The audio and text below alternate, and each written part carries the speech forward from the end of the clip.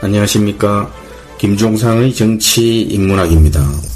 우연한 기회로 나이 90이 넘은 메나헴 프레슬러라는 피아니스트가 쇼팽의 녹턴 20번을 연주하는 걸 들었는데요. 우리나라도 방문한 적이 있는 이 메나헴 프레슬러, 우리에게는 다소 생소한 이름이긴 한데 정말 감동적이었습니다. 저는 제2차 세계대전을 배경으로 했던 영화 피아니스트가 떠올랐는데, 주인공 피아니스트가 독일군 장교 앞에서 바로 이 쇼팽의 녹턴 20번을 연주했지요. 진중근 전 동양대 교수, 요즘 민주당이나 그 지지자들을 보면서 가끔은 섬뜩하다 이런 말도 하면서 노무현 때와는 완전히 다른 문재인 정권의 민주주의 개념은 나치 독재의 이론적 토대를 제공한 칼 슈미트 것에 가깝다, 이런 진단을 내놓았습니다. 연일 문재인 정권을 비판하는 글을 SNS에 올리고 있는데, 자신을 방어할 히든카드 하나쯤은 물론 숨겨놓고 있으리라고 짐작이 가지만 말도 조심해야 하는 그런 세상이 되었습니다. 얼마 전에는 문 대통령을 비판한 대자보를 대학 군회에 붙였다는 이유로 유죄 선고가 내려진 사건이 있었는데요. 법조계에서는 정부 비판 대자보를 붙인 것에 무단 침입 혐의를 더 씌워서 기소하고 법원이 독재 정권에도 없었던 유죄 판단을 내렸다고 비판이 쏟아졌습니다. 마치 독일 나치들이 한편으로는 세력을 넓히고 또 한편으로는 공포심을 주면서 국가를 장악했던 그때가 연상되었습니다.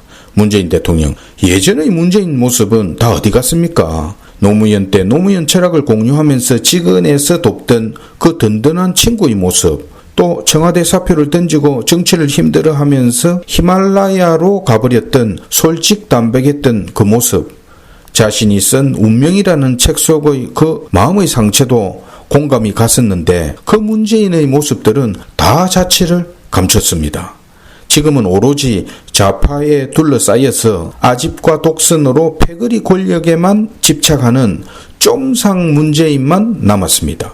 이 정권이 주창하는 자칭 촛불혁명, 저는 그것도 한마디로 완전히 실패했다 이렇게 봅니다. 국민 절반의 공감과 설득도 하지 않고 남북 화해 시도는 한계에 봉착을 했고, 또 주변국가의 외교도 실패했습니다. IMF가 이번에 마이너스 2.1% 역성장을 하지만 그래도 한국 경제가 비교적 선방을 하고 있다 이렇게 진단을 했지만, 문재인 임기 마지막 해인 2022년에는 국가 채무가 무려 1,000조 원을 넘는다는 전망도 나왔고, 이미 가계와 기업 부채를 합한 민간 부채 규모도 국가 총생산 GDP 대비해서 200%를 돌파했다는 한국은행의 발표도 있었습니다. 실업률도 1999년 통계를 작성한 이래 최악입니다. 그런데도 부동산과 또 주식시장에는 일확천금을 노리는 투기 자금이 수십조 원씩 몰리고 있고요. 이게 바로 나라 망하는 징조가 아니고 뭡니까? 지금 사회주의 냄새가 물씬 풍기는 평등경제라는 용어가 대통령 입을 통해 직접 나왔고, 청와대는 평등경제가 경제민주주의의 코로나 버전이다 이런 부연 설명까지 내놓았습니다. 여차하면 평등경제가 기업에 어떤 족쇄를 씌울지 여러분은 짐작이 안 되십니까?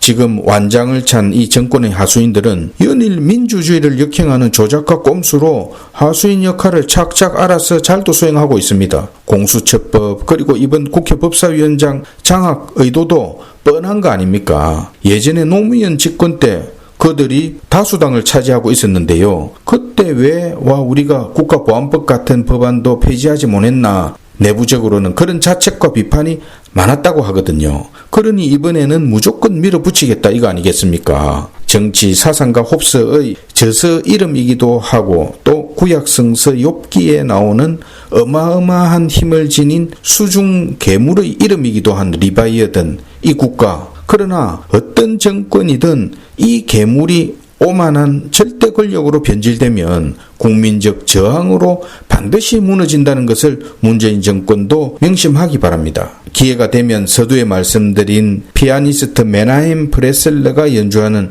쇼팽의 녹턴 20번도 한번 들어보시고요. 정치 인문학 김종상이었습니다.